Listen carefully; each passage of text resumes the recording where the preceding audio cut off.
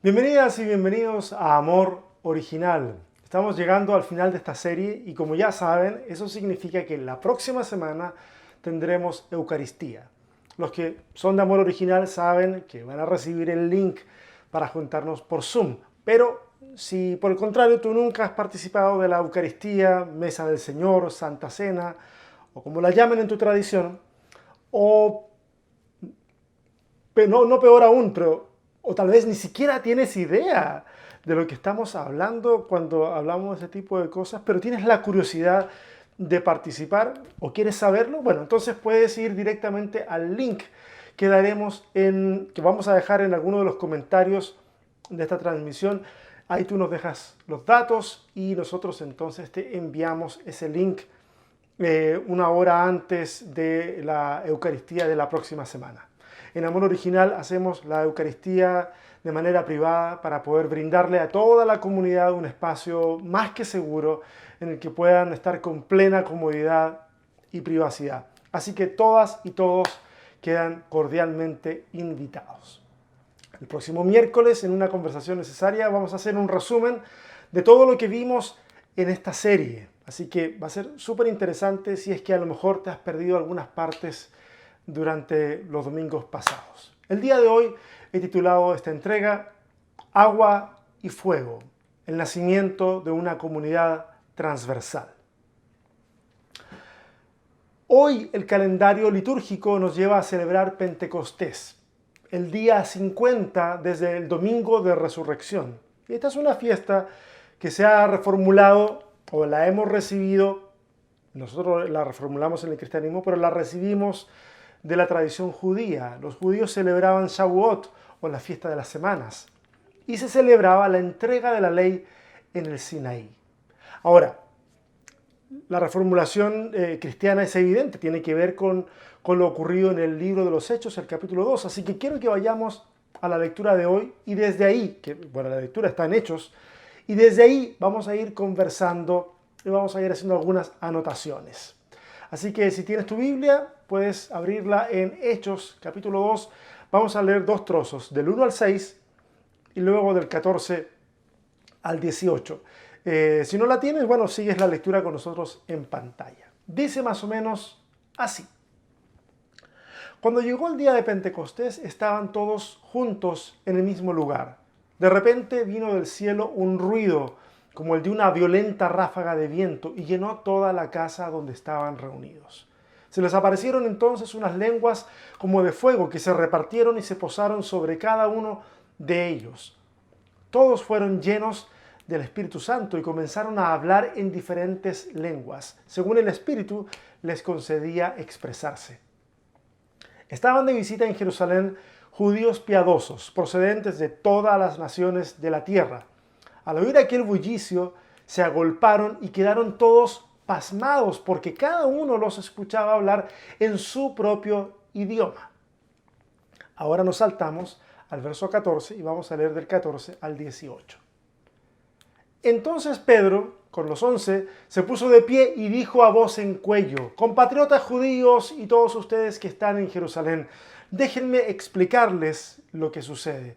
Presten atención a lo que les voy a decir. Estos no están borrachos como suponen ustedes, apenas son las 9 de la mañana. En realidad lo que pasa es lo que anunció el profeta Joel. Sucederá que en los últimos días, dice Dios, derramaré mi espíritu sobre todo el género humano. Los hijos y las hijas de ustedes profetizarán, tendrán visiones los jóvenes y sueños los ancianos. En esos días derramaré mi espíritu aún sobre mis siervos y mis siervas y profetizarán. De acuerdo al mismo relato del libro de los Hechos, sabemos que Jesús estuvo con sus discípulos unos 40 días desde su resurrección. ¿Ok?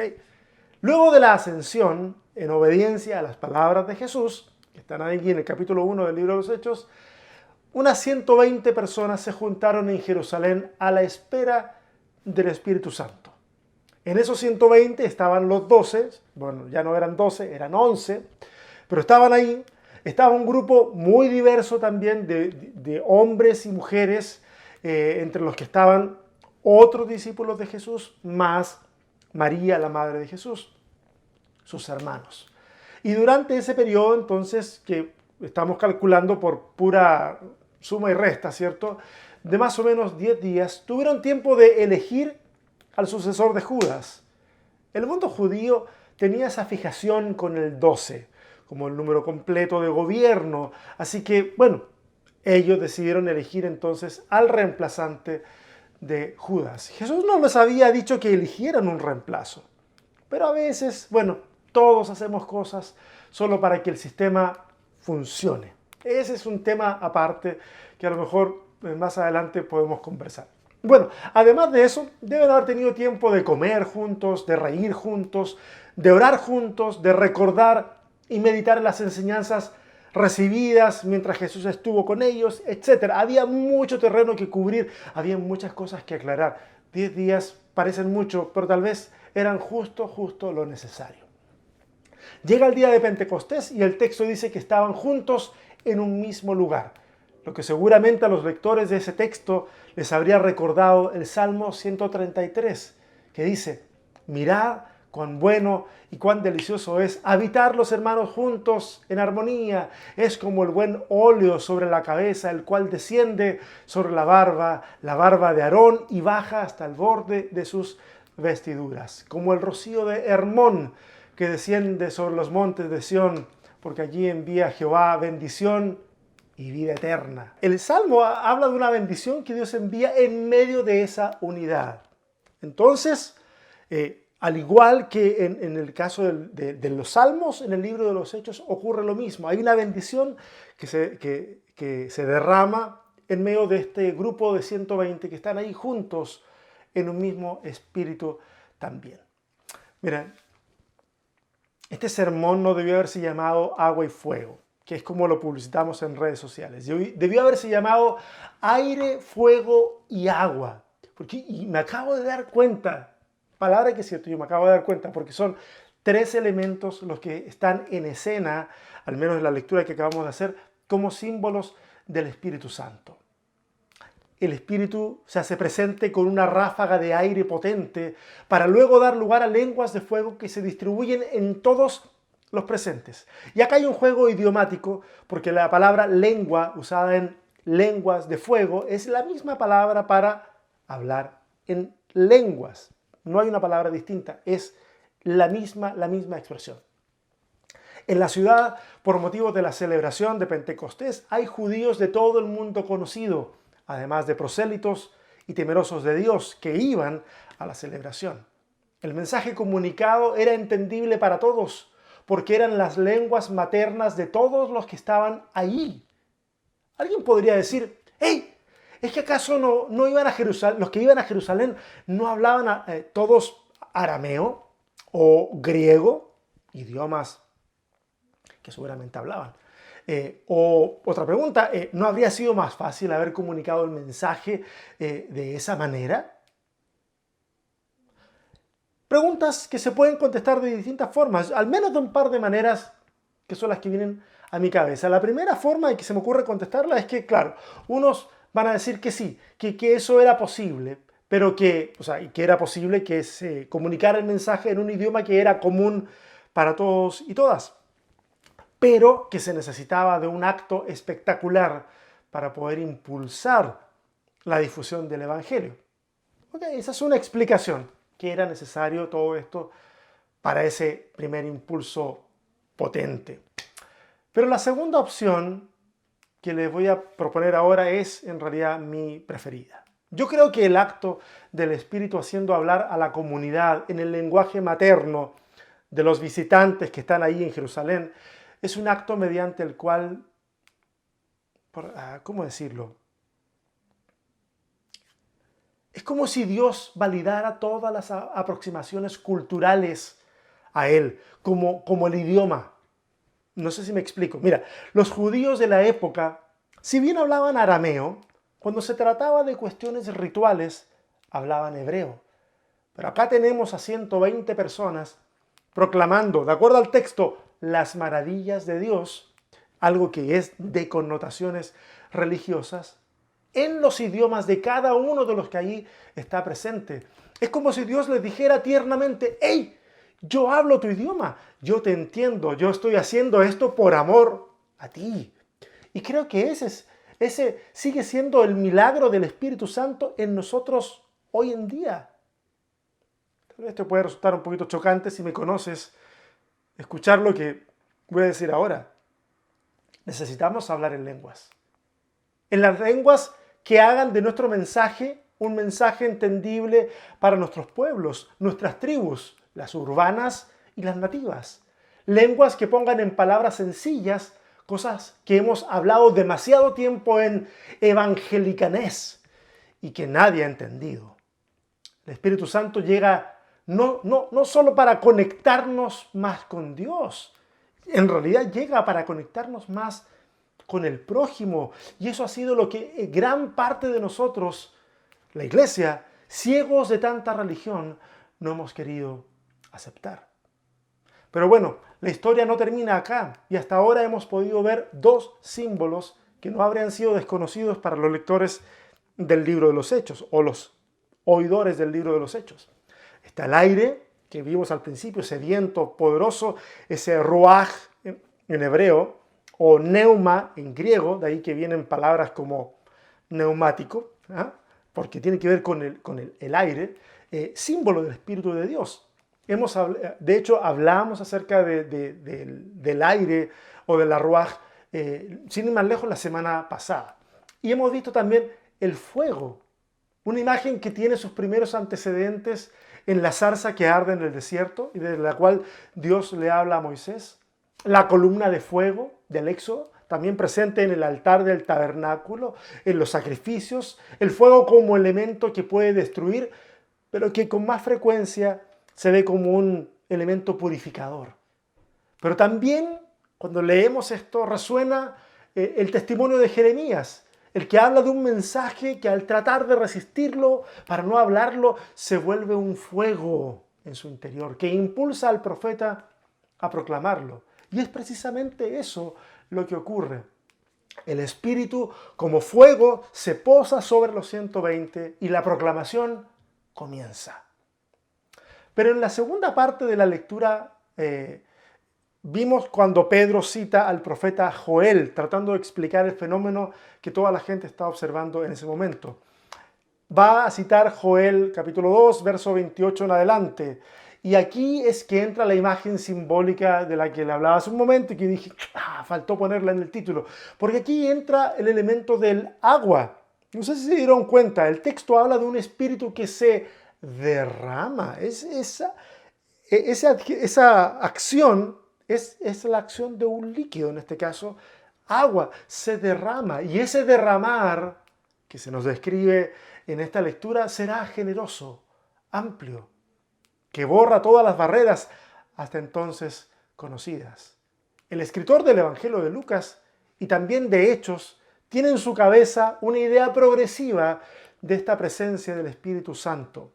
En el Evangelio, y esto lo hablamos en otra serie, no sé si algunos originales se irán a acordar, en el Evangelio de Lucas, el Espíritu aparece actuando sobre varias personas, sobre María, sobre Elizabeth, sobre Zacarías, el esposo de Elizabeth, sobre un anciano llamado Simeón, que se encuentra con Jesús al momento en que lo van a dedicar en el templo, y sobre Ana, una profetisa que estaba siempre también ahí en el templo. Y ahora, en este relato que inaugura casi el libro de los Hechos, ese espíritu se derrama sobre toda carne. Otras traducciones van a decir sobre toda la humanidad, sobre todo género humano, o como dice la TLA, con una simpleza enorme pero avasalladora, simplemente dice, se derrama sobre todos. El milagro de Pentecostés no es hablar en lenguas. Una manifestación que, dicho sea de paso, ha sido exaltada de manera enfermiza en ciertos círculos. El milagro de Pentecostés es que ese espíritu que estaba reservado para, reyes, profetas, sacerdotes, jueces y alguno que otro u otra más por ahí entre medio de manera muy esporádica, ahora se ha manifestado en todos y todas, hombres y mujeres, jóvenes y ancianos, y aún sobre los esclavos y esclavas. Sí, porque eso de siervos y siervas no tiene que ver con siervos y siervas del Señor, así como gente que le sirve a Dios.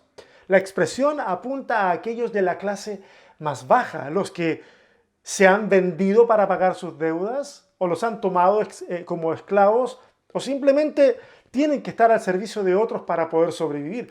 El Espíritu Santo trajo consigo un emparejamiento de la cancha en lo que las jerarquías, o en la que las jerarquías no son ya la forma de ser pueblo de Dios. Viene a inaugurar una comunidad inclusiva en la que la voz de un hombre no pesa más que la de una mujer, ni la de un siervo menos de aquel que a lo mejor él le sirve, del que más tiene. Cuando leo esto me pregunto, ¿ese es el tipo de comunidad que hemos construido? De alguna extraña manera nos hemos encargado de armar estructuras y jerarquías en las que hay que cumplir 20.000 requisitos para poder siquiera ser escuchados. Cuando miro a Jesús, y el otro día lo leíamos en el estudio que tenemos los días viernes del libro de Marcos, y leíamos justamente el pasaje donde Jesús pone a un niño en medio de sus discípulos y les dice, oye, si este niño yo lo pongo acá en medio, óiganlo a él, deben escucharlo a él. Y saben, yo lo comparo con lo que hemos construido como iglesia, comparo esa simpleza con lo que hoy tenemos y no puedo más que aterrarme, asustarme, escandalizarme, porque estamos tan lejos de ese ideal sencillo.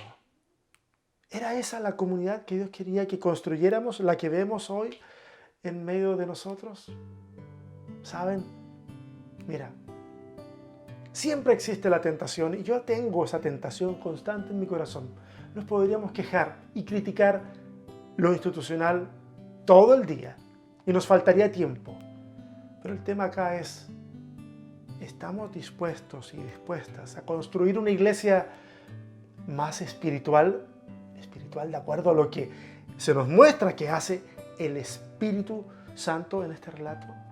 ¿Estamos dispuestos a construir una iglesia más humana? Y no se asusten, estas dos preguntas no son excluyentes, no es que tiene que ser espiritual o humano, porque ser más espirituales es conectarnos con una humanidad que hemos relegado al último lugar en esa institución embriagada del éxito de los números, de los milagros, de la elocuencia. Tal vez ser más humanos y mirar a todos como iguales es más espiritual que todas las cosas que nos han vendido bajo esa etiqueta. Necesitamos sentir el viento del Espíritu Santo avivando el fuego que arde en el corazón. Necesitamos reconocer que así como el Cristo es la luz que ilumina a todos los que han nacido en esta tierra, de acuerdo al Evangelio de Juan, el Espíritu se quiere también derramar en todos y todas, sin importar condición social, formación profesional, ni siquiera importando orientación sexual. Si entendemos esto, entonces es posible construir una mejor iglesia de lo que hasta ahora hemos hecho. ¿Qué les parece si oramos? Señor, gracias porque tu compañía ha sido evidente en cada una de las entregas de esta serie. Y podemos sumarnos a tu expresión en el tiempo de la creación y podemos decir que todo esto ha sido muy bueno. Ha sido bueno para nosotros para crear conciencia, ha sido bueno para nosotros para abrir los ojos a otras realidades y hoy, Dios, tú nos desafías a poder construir una iglesia que es tanto humana como espiritual. Una iglesia que abre sus puertas para poner la mesa para todos y todas, sin existir un elemento siquiera que pudiera dejar a alguien fuera de esa invitación. Cualquiera que la acepte, la mesa está servida y aquí todos y todas somos iguales. Señor, si creemos que estos son buenas noticias, que tu Espíritu, así como sopló e hizo arder la llama dentro del corazón de los primeros cristianos y dentro del corazón de Jeremías también haga arder esa llama dentro de nosotros para no quedarnos callados, sin importar las pérdidas que pudiéramos tener a nuestro alrededor por proclamar un mensaje que puede parecer demasiado loco para algunas personas. Señor, danos la valentía para poder hacerlo y para poder formar la iglesia que tú quieres que seamos hoy. Te lo pedimos en el nombre de Jesús. Amén. Y a ustedes, gracias una vez más por habernos acompañado durante toda esta serie. Se vienen lindas sorpresas en el futuro. Por lo pronto, quiero reiterar la invitación. La próxima semana tenemos Eucaristía. Si quieres participar, revisa el link, deja tus datos, te vamos a estar enviando la información. Si quieres más información, métete en el grupo de Amor Original. El link está ahí en la página de Amor Original, arribita en la foto de portada. Métete ahí, responde las preguntas, ingresas, te tiramos al grupo de WhatsApp. De alguna manera vas a tener más información y vamos a poder tener un sentido comunitario todavía más grande. Así que desde Austin, Texas, nos despedimos, si Dios quiere, hasta la próxima semana. Bendiciones. Bye.